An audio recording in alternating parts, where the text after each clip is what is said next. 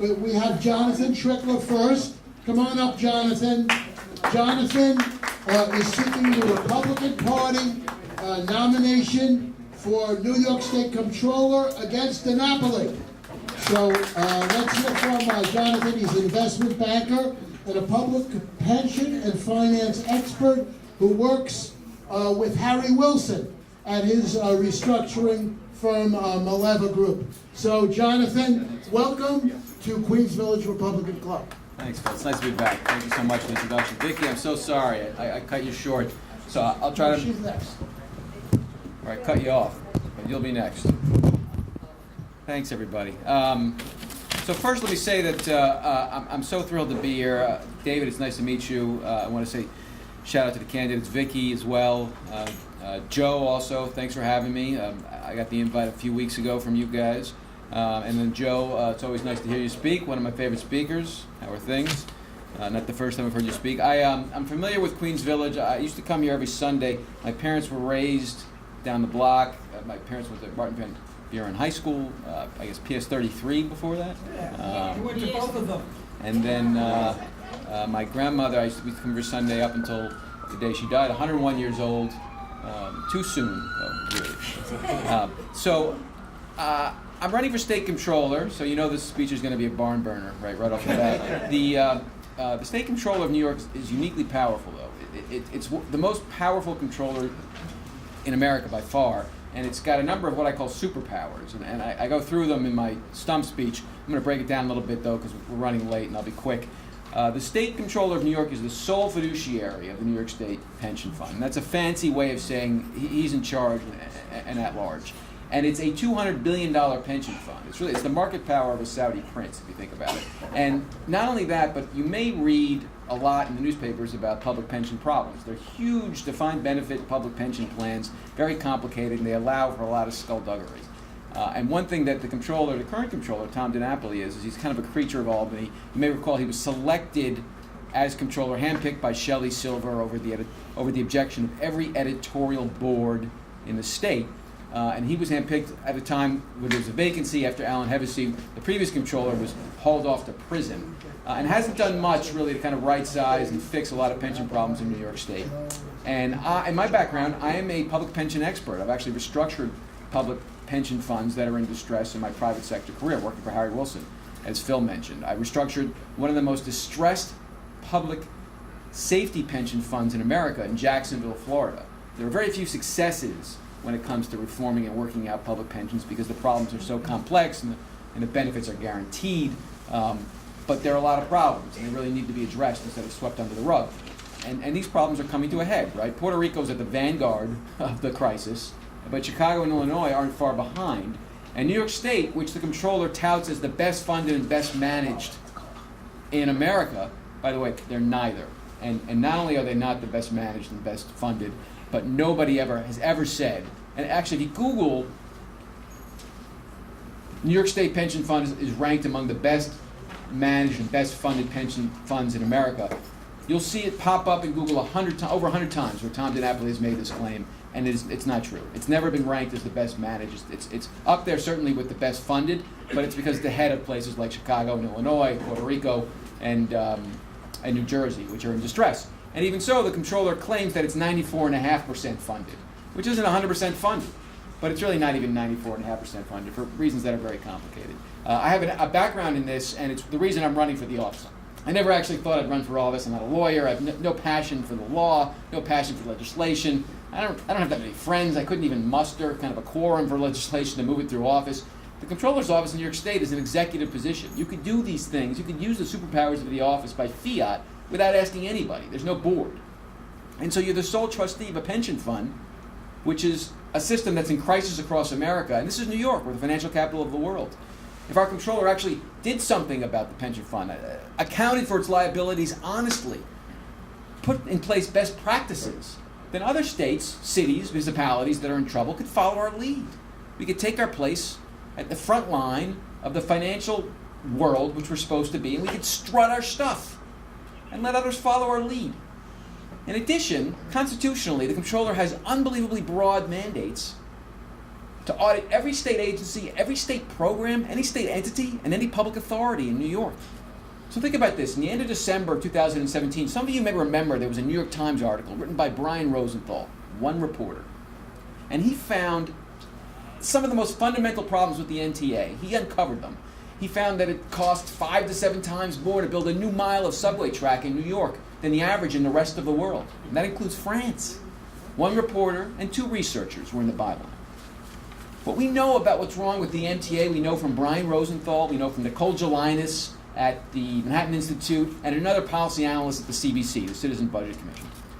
The comptroller has, how many people work for the state comptroller? Hazard a guess. Give me an over-under. I'll take some action. 6. 500. 10,000. Under 10,000. Over 600. 2,600 people work for the comptroller. It's got an operational a budget of $325 million. How many people wouldn't have believed that before I said this? And the reason you don't believe it is because what we know is wrong with the MTA, we know from the New York Times, one policy analyst at the MI, Manhattan Institute, and one policy analyst at the CBC. The comptroller, by contrast, has done a number of audits on the MTA, and they're for petty stuff. It's embarrassing. And finally, I bet none of you knew this, the comptroller has to sign the budget each and every year or it's not enacted. Our current comptroller has defined down all of his responsibilities, including that one, to a level of authority that somebody ought to check his pulse. He claims that signing the budget every year is a ministerial obligation, but he's never tested it. I would shake that office like a box until a few lawyers came out of it, and I'd refuse to sign the budget if it included one-shots, economic development programs that were pitched to his cronies so that they could benefit from it and get entrapped by it. Well, there's one underappreciated element of Cuomo's economic development programs in New York, right? It entraps high-level officials and sends them to, if not prison, at least a trial. But I digress. If the budget isn't structurally sound, fiscally honest, then I wouldn't sign it. I'd look right at the budget. I'd look right at the governor. I'd say, Governor. I'd say, Cynthia. I'm taking my pen and I'm going home. The current comptroller is everybody's best friend in Albany. Tom DiNapoli is the most popular guy in Albany. That's why he was selected to be comptroller during a vacancy. By contrast, I don't have any friends in Albany. Metaphorically, I'd have to get the proverbial dog. I will take my pen and go home. No legislator would get paid if that budget isn't structurally sound, fiscally honest. Thank you. And fair and equitable for all New Yorkers. So no more centrally controlled economic development programs, no more cronyism, no more one-shots or kicking the can down the road when it comes to pension obligations or even the annual budget. Let them sue me. And if I win that lawsuit, and it turns out that I really do have to sign the budget every year, or it's not enacted, then I'll use that pen, I'll use that power as a veto power. It won't be 3 men in a room anymore. It'll be 4 men and a dog. Ladies and gentlemen, my name is Johnathon Trichter. I'm so happy to introduce myself as the candidate for comptroller. I'm running for the Republican nomination, the Conservative Party nomination. I know it's running late, and I don't need to take up any more time. But if you have questions, I'll take 2 questions. 2 questions. Yes. We just saw the gruesome video of corruption, and we saw the State Assembly, David, DiPietro. speak against it. But he has to do more. Yeah, there's This cannot go on. It's very obvious that something is wrong. I couldn't agree with you more. So let me be honest with you, because I feel like you're my best friends. I didn't start out wanting to run for this office. I started out trying to see if there were a candidate who I believed in, who I can get behind and recruit and push him or her to run. And it turned out that given my pension background, my passion for this office, my unique insights into the powers, my belief in its untapped potential to do so much good for New Yorkers, that I was the best candidate because I believed in it. And I had the thick skin and the toughness and the presence of mind to threaten not to sign a budget with those things. So Assemblyman DiPietro is one of many, and I'm sure he's doing the best he can. The beautiful thing about this office, the fact that this is an undervalued asset, and I'm buying low here, is that it's this executive position. It's the chief fiscal officer of New York State.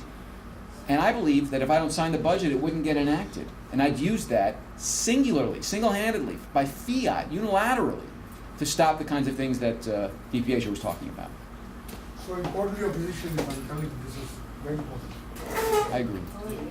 One more question. Here we go, Phil. If you become controller, can we see the status of a New York State contract which has not been approved by the Office of the State Controller before it's approved? Or the people, would you fight to allow us to see those contracts before they're approved? Make it public knowledge?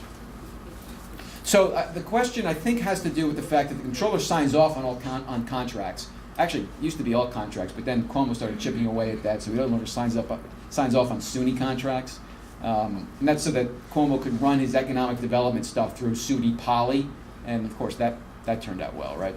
For those of you who don't know, SUNY Poly is where a lot of the corruption's going on. Alain Kilieros.